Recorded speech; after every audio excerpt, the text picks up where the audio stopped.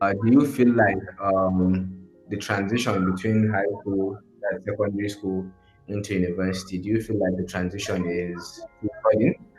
And if so, like what kind of guidance do you feel like young to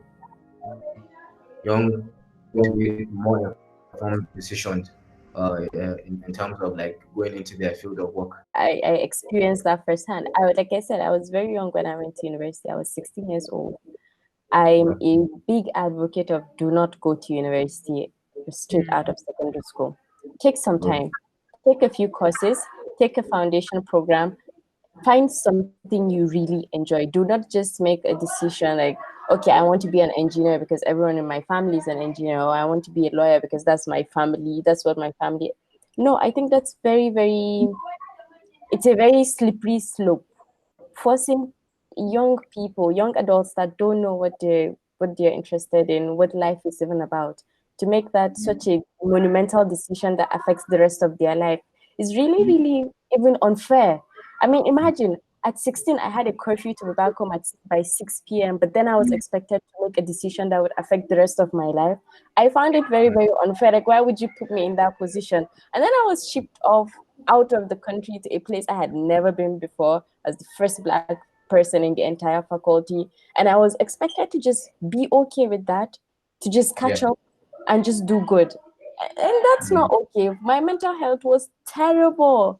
I've had a horrible 4 years period. It was the whole 4 years that I was supposed to be acquiring a higher education. I was learning to be a person, to be an adult, to be an individual, to figure out what I want and what I didn't want, to draw boundaries even around myself, to say, okay, these are the things that I am okay with in my life, and these are the things that I'm not okay with. So kids just, I think in Nigeria we need to come up with programs like intermediary programs between secondary school and university, where just kids go and take courses, learn things. It doesn't have to be a structured curriculum.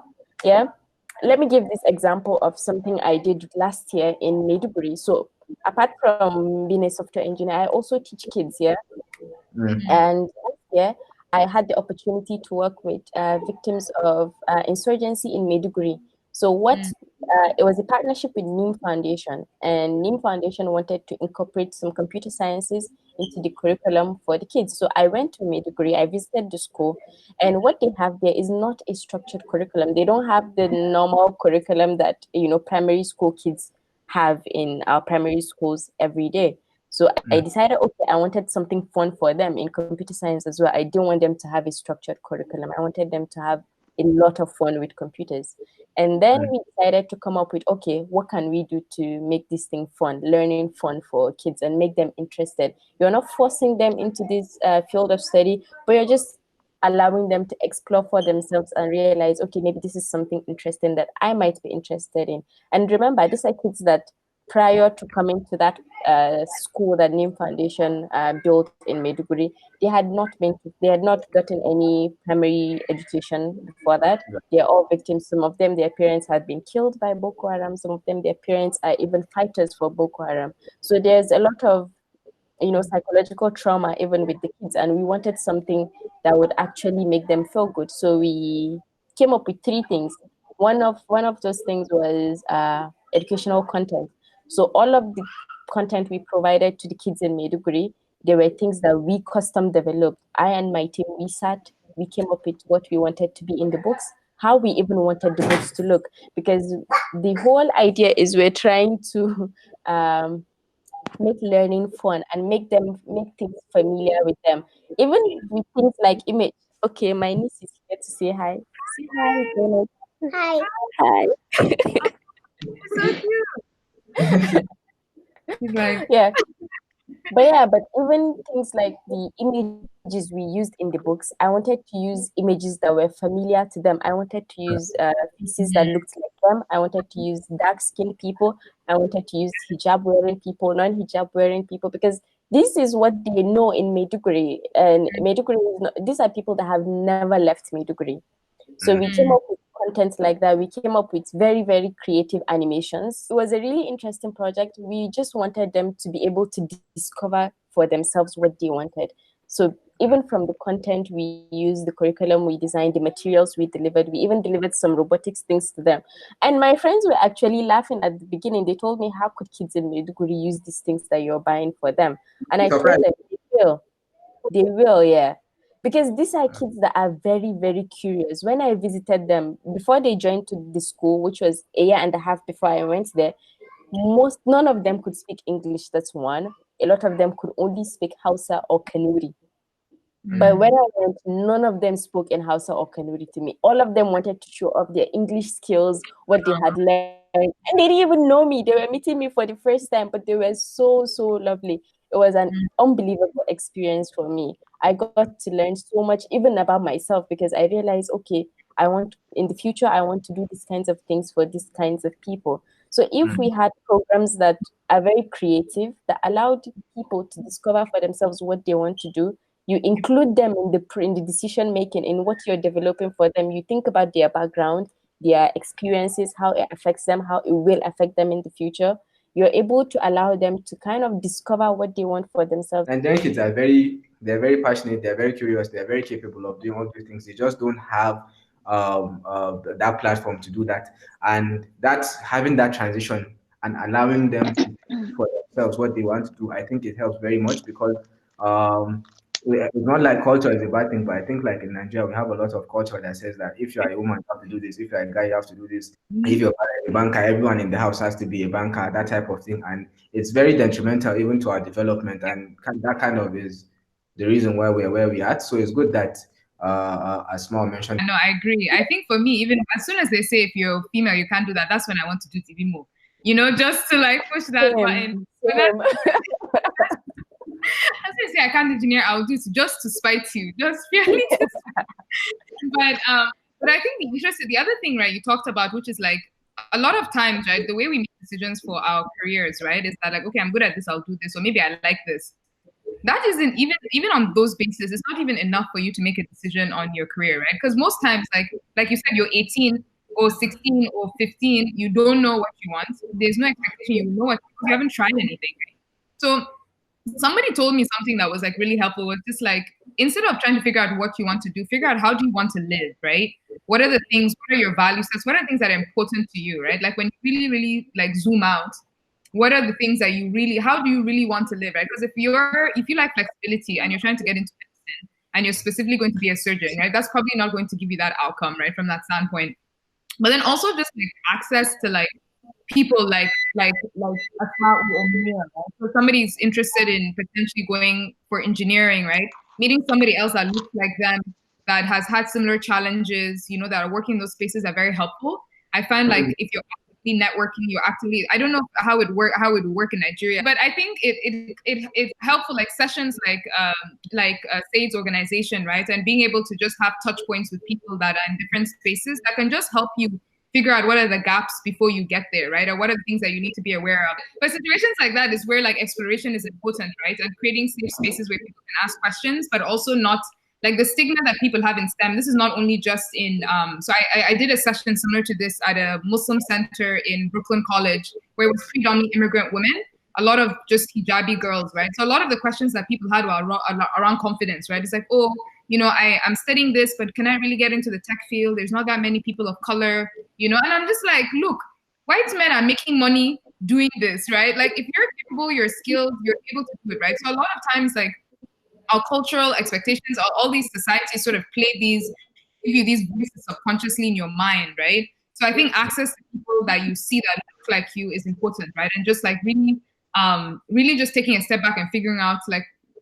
what do I like? What am I good at? Those are some good questions. But also like, how do I want to live? What is the outcome of what I want to create? Yeah. Well, what you both mentioned is very important because, like I said, like even for me, growing up, I had a lot of different interests. And for me, I have a cousin who, for the next session, I'm probably going to call him on, and he's an illustrator. He does a lot of illustrations. And growing up, like he used to do a lot of illustrations. And coming from especially like Nigeria and then RE1 stuff like that, things like illustration, and people would see that a very dignified profession to have, and he's making a living out of that, and he has improved over the years. And so having that type of person, like older type of person, seeing them doing it and then having contact with them and having conversations is able to inspire you to be like, oh, if this person can do it, I can do it as well. And that's why, like, before we had this interview, I spoke to Maria and spoke to Iman as well about how, I don't want to center this conversation around, what are the challenges you face as a woman? Because people hear all those questions all the time. It's better for you to just give people the platform to talk about what they've done. Something interesting, I actually forgot the fact that I'm the only female on my team, and I have been the only female on all the teams I have worked on for the past 5 years. It's not even a dominant factor in my reality anymore. I do not care about that. Exactly. I don't care about it. I do the job as well as everyone else, and it makes me forget. Unless people point it out, I met someone new recently who joined our team, and he told me, Asma, you're the first female engineer I've worked with, and you're remarkable. And then I realized, wait, I'm actually the only female on this team. It's not even, I don't even think about it. I just try to do my job. I try to learn as much as I can, and I try to do well. If they say you can't do it because you're a woman, do it. Prove them wrong. Having a mentor at an early stage is actually really important, just so you're able to get some sort of direction as to, what you want to do or, what you want to achieve. Having that transition period as well is really good in terms of, touching on, different things to sort of realize your strengths and sort of channel your talent into, a long-term thing, I would say. So. Yeah. And I think what is important to point out is for anyone that is watching, I think people always use the phrase failure is not an option. But yeah, I personally believe that failure is an option. I mean, like, failure doesn't mean like if you like, for me, I've done a lot of trial and error. A lot of things I've done haven't worked out. A lot of other things have worked out, and I feel like that's a way for you to grow and to improve. And we need to teach people from a very young age that you're allowed to, if when you don't know, you're allowed to ask questions. Where you don't know, and you're allowed to make mistakes, and then you're allowed to kind of grow from those mistakes, and for you to build your confidence. Just in the context of education, because we spoke about in the context of agriculture, how AI and all the things that you do can help with education. Like anyone that wants to answer is welcome to answer. There isn't a one size fits all. I'm very skeptical when people say this particular model has worked. What would you want to use? I would say Nigeria needs to figure out its own. Personally, I think Nigeria needs to figure out. You personally, like, how would you do it? Like, how would I use technology? Like you see, you spoke about teaching some students from Maiduguri. Yeah. Okay. Yeah. Well, for that particular instance, it's a small course. We were in the aspect of technology. We were talking about computer science education only. So in the aspect of computer science education, which I'm familiar with, we were able to use things that the kids, we wanted them to be familiar with. We wanted to use cartoons, animations that they were familiar with.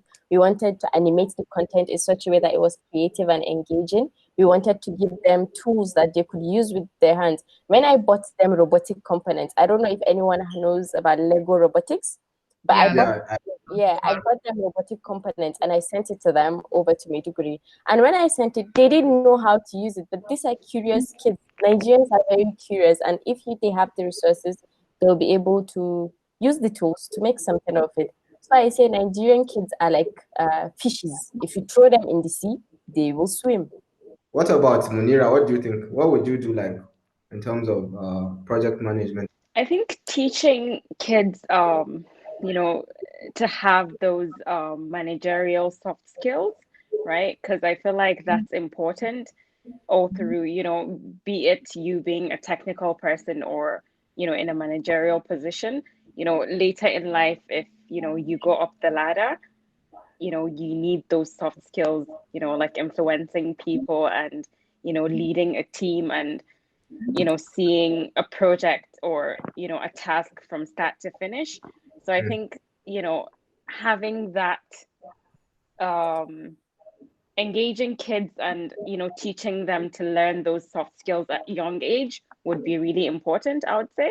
I would assume if you wanted to sort of apply some of like technology or even just thinking about how you can improve not only just education, but also just like, I don't want to say people's imagination to pursue other things, right? So like, I think it's very well known. Like most people say, okay, most Africans, right? It's like you go for medicine, engineering, or like accounting, like something similar within those themes, right? And I think part of it is also that like opportunities are more in those spaces than in maybe potentially other spaces. But I think if I was thinking, if I, as a student, right, what would I like to have to improve my quality of education? Yeah. I would not only like to sort of have like the core classes that I'm taking, but I would like to have more, just more learning in terms of modeling, right? So if you think of like, if you're learning a little bit more about agriculture or botany, right? Like, can you have more experiences where people are actually going to, not only just going to farms and going to places like that, but also actually developing something, developing a solution? Or are you engaging, can you think of like engaging students with the problems that they have on an everyday basis, right? So like, I won't be able to tell you what your problem is as a secondary school student in maybe Katsina State, right? You will know what that problem is, right? So as a school, right, as a school, can you develop initiatives and getting the students themselves to solve it, right? And actually building, like teaching them to build a business case, right? Teaching them to build like financial, like developing financial literacy in that as well, right? Another like random side note, I think like even wherever we are, even in university, right, even here, right, you don't learn financial literacy. Those are core skills you need to learn by the time you graduate, right? Because like learning budget management, learning how to, save your money, learning how to. So like if you can start incorporating that on an early level in school, right, and you attribute that to like problems that they have in their systems and in their experiences, you can actually come up with very creative solutions, right? I think the challenge here is just getting funding to the schools to fund all these things that you want them to try, right? So that's like a different dichotomy. But I think if that's the thought process behind like teaching and education, I think like students themselves will come up with a lot of very creative solutions that we probably didn't think about in the past before. Before we round up, like an interesting question that I wanted to ask is like, if the figures are accurate, the amount of women in STEM like are eclipsed by the amount of men in related fields. Women, for example, in Nigeria, and men as well, have to respond to the daily realities of their day. So a lot of women, they kind of like respond to what they have to do. A lot of women want to care for their family in a certain different type of way, and they feel like going into those STEM fields might not necessarily allow them that flexibility or whatever. So like as far as STEM is concerned, like in my own opinion, I feel like why we don't have a lot of women in STEM is not because there's an active, like people are actively trying to stop women from being in STEM. I feel like why we don't have women in STEM is because of the kind of culture that surrounds it. Like I think what someone mentioned earlier, where even from a younger age that you've kind of been groomed or cultured to kind of think in a specific way. Maybe our problem that we have is kind of like the culture kind of unintentionally kind of grooms people into just having this closed mind, trying to go into all these fields. So in your opinion, what in your opinion is a way that in Nigeria we can do that to encourage a women that are interested to actually get into that field? I feel like I That's feel the need to yeah, add to something you said. I yeah. think there is an active, deliberate attempt to stop women from going into STEM in Nigeria. That's Okay, deliberate. I I agree. have experienced it. The okay. moment I started talking about engineering, everyone would tell me, "How would you become a mother Yeah. as an engineer?" So this is from men, women, or both. All of it, men and women, actually, men and women. Fortunately for me, I come from a family where you do what you want to do as long as you know how to do it and you're not going to bring embarrassment to us. That's yeah. But there is an active, really active model, and I can see as in since I've started working in Nigeria, I can see how women can decide not to go into STEM, and I see why women don't go into STEM. While I was working in Istanbul, these are things I never thought about. But when I came to Nigeria, I experienced so many things, and I know there are a lot of women in really high holding positions in Nigeria. But believe me, they had to grow a thick skin to get there. I could have given up when I came back. It was really a lot. Sexual harassment is second nature. My mom too. I moved to Abuja by myself to take a job in Abuja as a software engineer, and she told me, "Come back home. It's not worth it." When I told her things I had experienced, and these are things that parents see, mothers see them and they're trying to protect their children from it. So obviously, you don't want to put your child in harm's way. So, Yeah. but if they end up eventually going into those fields and they end up experiencing such discriminations, what you have to teach them is to grow a thick skin. That was what I did. But really, there are a lot of social and cultural factors that stop women from going into STEM. And for us to encourage more women to go into such fields, we have to change the way we think about the gender roles in the first place, because we have already created this whole this is for a man, this is for a woman. We can't even begin to have any conversation unless we go back to the beginning, to the root cause of the problem. Munira, can you add to that? Like, what do you feel?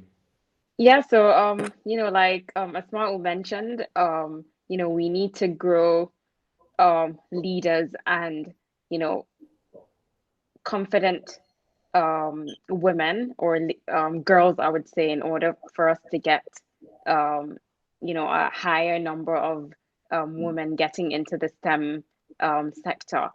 I mean, at the end of the day, obviously, you're going to meet people with different kind of characters. It all boils down to how you take, what sort of hits at you at the end of the day. So, that's the main thing I would say that would, have like a very good influence in, raising that number. But I think, like you said, like patriarchy, right? Gender specified roles play a role in how people perceive that, right? So if you're going to school, like even for myself, when I graduated, I finished college and I finished a school engineer, everybody was like, come back home, come back home to get married. There's nothing else. Like, what else are you doing? If you're not going to school, you're going to work, you're just doing office work. Like, there was no context as to like, maybe you have other ambitions and things like that you want to pursue. And not to something for yourself. Yeah, maybe you want to build something for yourself, right? And I'm not saying that you can also do that concurrently and get married, right? I'm not saying that there needs to be a segregation, but at the same time, it's that like designing people's lives for you, like the only ambition that you've been able to accomplish is to say that I've partnered with this person, and then what, right? Like you also need to think what's next after that, right? Because and like what our society will do is that like if you haven't achieved that or whatever you've achieved is almost irrelevant in reference to that. A lot of times people with religion or their armor cultural expectations to not prevent women for really just thinking, because you're not using those same religion or those cultural connotations to prevent men. Do you understand? So like you're not holding men accountable, but you're holding women accountable, right? So like I think what was helpful for me is I come from a supportive family. My parents are relatively liberal, right? Otherwise, they would. I'm Fulani from Adamawa, Yola. Like, why would they agree for them to go abroad and stay abroad and all that, right? And it's relatively different. But I think you do have to develop thick skin, right, and realize your life is your life at the end of the day. But and what are the challenges? What are you prepared to face that as well? So definitely, I think there is an active effort, even outside of Nigeria, even in the US, right? I'm on the Women of Color board in our organization. We're actively trying to push for more women of color in engineering departments. We're trying to increase get people promoted. So it's an active. There's a lot of subconscious bias, unconscious bias that happens that prevents people from giving them opportunities. If they see like somebody as brilliant as Mao Munira, right, they'll just assume that, how can she be an engineer? How can, let me give her something more administrative instead of something more technically difficult, right? And that happens everywhere, right? It's still a challenge, a global challenge we're dealing with. It's good. We've had a very interesting discussion. It's good to hear what you guys are doing. There's a lot of women doing a lot of great things in Nigeria, outside of Nigeria. And the list is a very exhaustive list. So, but it's good that you guys agreed to come share your opinion and all of that. And hopefully, whoever watches this will be able to find some form of inspiration or information that they need in terms of how they can navigate around this field of work and what they want to do as well. So before we go, like if there's anything like I forgot to ask or add, just give us some like additional conversation, like what you want to add before we call it a day. Okay, so well, thank you for having me, and it was really great meeting all of you. And I look forward to exchanging more ideas and discussions. And this session is a good one. I would say keep up with having sessions like this. Just so we can create more awareness and encourage people to pursue what they want to pursue and give some sort of direction. say thank you so much. Thank you so much for hosting this. I love the work that you do. I'm always like willing to support. And for obviously anybody listening, if they're interested in connecting, you can connect with me on like LinkedIn or whatever other social media tools people are using. And if there's any other follow-up questions, I'm more sort of willing to help. So I'd love to just see more Arewa specific initiatives. And any opportunities that come up, just let me know as well. You guys, if you're familiar with, I'd love to sort of volunteer and support more of these things. And this brings us to the last episode of the Women in STEM community session. Thank you very much for your time. Thank you for listening. Thanks to all the guests that attended this session, and we look forward to having more sessions in the future. Thank you.